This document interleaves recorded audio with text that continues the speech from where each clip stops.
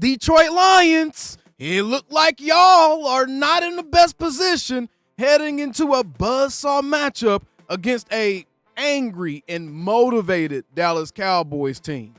Let's get right into it today, Dallas Cowboys fans, as we continue to get some good news ahead of our Thursday night football matchup with the Detroit Lions. However, we are not going to overlook this matchup no matter how much good news we get ahead of this matchup. We have to take care of business, but luckily, ain't none of us putting pads on. We ain't the ones that got to stay focused. We can talk as much craziness as we want as long as you can handle the consequences if you're wrong about the trash talk, which we won't be, because the Cowboys, man, tons of good news coming out of Detroit today. Let's get right into it as we have an update on the Detroit Lions and their health headed into our Thursday night football matchup, and the Dallas Cowboys updates as well concerning some of their injured players and just some of the stuff going on in the building. Let's get right into it. Be sure to subscribe for more Cowboys content on the regular.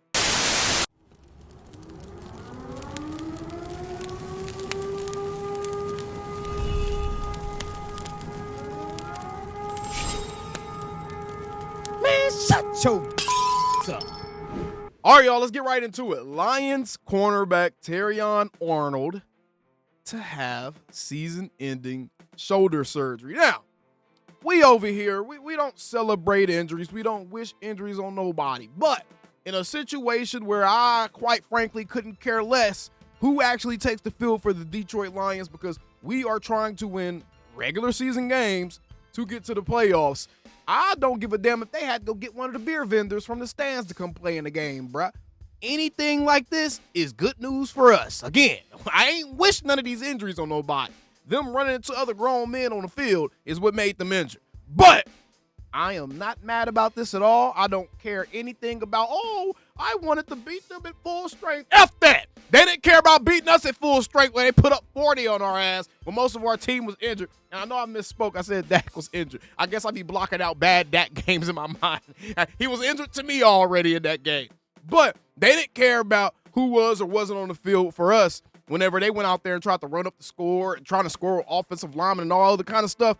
Their starting cornerback, one of their best DBs, is out. And this is already in addition to, I believe, Kirby Joseph, their safety, already being out. So they already have two starting DBs that look to be out against the Dallas Cowboys.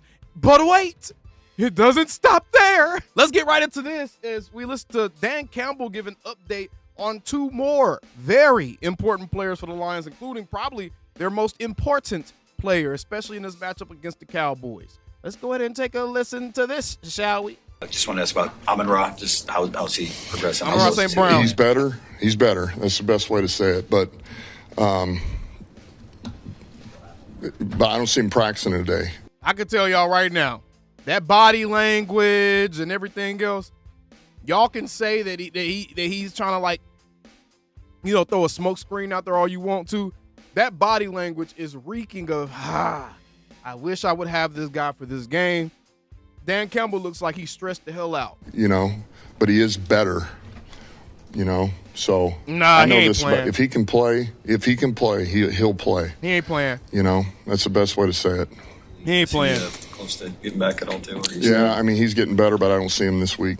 Okay, all right. So their kick returner and their star receiver, amon'ra St. Brown and Khalif Raymond. So there's two receivers, two DBs all ready for the Lions. Look to probably be out. And if amon'ra does play, then Trevon Diggs might have himself an all-pro type of day, because amon'ra ain't got no lower body either, so it's going to be even at that point. So that might be good practice for Diggs against the other team's best receiver when he got one leg. So amon'ra St. Brown possibly not playing against the Cowboys Thursday night. Huge news, especially with the Cowboys. They have the ascending Savone Revel, who has looked very good so far in his NFL debut. And I got to be honest, Savone looks better than you probably could have thought he was going to look, especially coming off of an injury, especially as Cowboys fans kind of being subjected to what some of our players have looked like coming back from injuries. Savone Revel, man, he has been nailed so far. So amon'ra St. Brown, Khalif Raymond, their kick returner, and then two DBs are already down, and that is not even including their tackle, Taylor Decker, got a DNP on Thursday. Got a DNP on Tuesday after having limited practice on Monday. Penei Sewell, their all-world tackle, got a DNP on Tuesday as well after having no designation on Monday. Then you got guys like Brian Branch and their center, Graham Glasgow.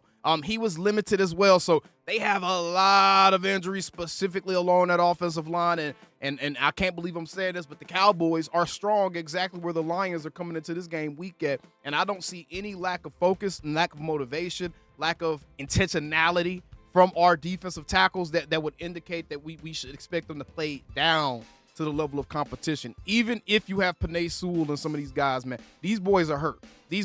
Both Penei and Taylor Decker are dealing with shoulder injuries. So all that hand fighting and man-on-man strength that's going to be needed against those big back behemoths we got down there, it's going to get kind of spooky for Lions fans in this game, especially if the Cowboys come out and play the way that we know they're capable of playing. As it pertains to the Cowboys, Jadeveon Clowney was again a DNP, but according to Jerry Jones, he expects Jadeveon Clowney to play in this upcoming game against the Detroit Lions. Tyler Guyton looks like he's probably not going to play this week is what it's starting to look like. So Nate Thomas, he played well last week, had some low moments, but mostly it was really good stuff. Nate Thomas looked good last week, so I'm not worried about that at all. Trevon Diggs has been limited in both his Monday and Tuesday practices, but according to reports from practice, he's looked good. So we're going to see what it turns into. All jokes aside, bro, as long as he's a Cowboy, I hope we get the best version of Trevon Diggs, because otherwise he's going to be out there. So if we don't get the best version, it's only going to hurt us. So in no way am I hoping that he looks terrible. In no way am I hoping that he's bad, because that derails the team. I don't care about being right. I want him to come out and make me look like the dumbest mofo on the internet, bro. That's how I fan. Real talk. But I'm also keeping real about what I see with him. So, I mean, hey, you got to pick your poison there. Malik Hooker was limited. Deron Bland was a full participant, so it looks like DB isn't dealing with any of those ailments or anything with that foot anymore. Kalen Carson was full participant in both days of practice. So the Cowboys, they're getting healthier as the Lions are starting to completely fall off of a cliff. So that's really, really good news for us there. And as it pertains to Trevon Diggs and potentially playing in this upcoming game, and we're going to do a reaction later on. So be sure to check out the channel a little bit later as well to see my reaction to Brian Schottenheimer's press conference that this came from. Trevon Diggs' status versus the Lions per Schotty. He says, as the all-pro corner tries to return from Cowboys injured reserve, quote, he wants to play and he's trying to play, and we'll see how today goes and then make the decision. All right, so by the end of the day, maybe we should have some type of designation on whether or not Diggs is going to play, or at least by tomorrow, we should know whether or not Trevon Diggs is going to play. I'm very interested to see what they do, and if he does play, in what capacity. Does he come in as a starter? I know a lot of people are wanting to kind of unseat Traquez Bridges. And before we do so, I just want to make sure that everyone's well aware Traquez Bridges is giving up 112.7 quarterback rating so far this season on 24 targets. He does have an interception, and he has been accounted for 3 touchdowns from the opposing receiver. So 112.7 quarterback rating, that is not a good quarterback rating. I'm not trying to tell you he's playing well by any means. But what I am trying to tell you is be careful what you wish for. Remember the stats I just told you about Traquez.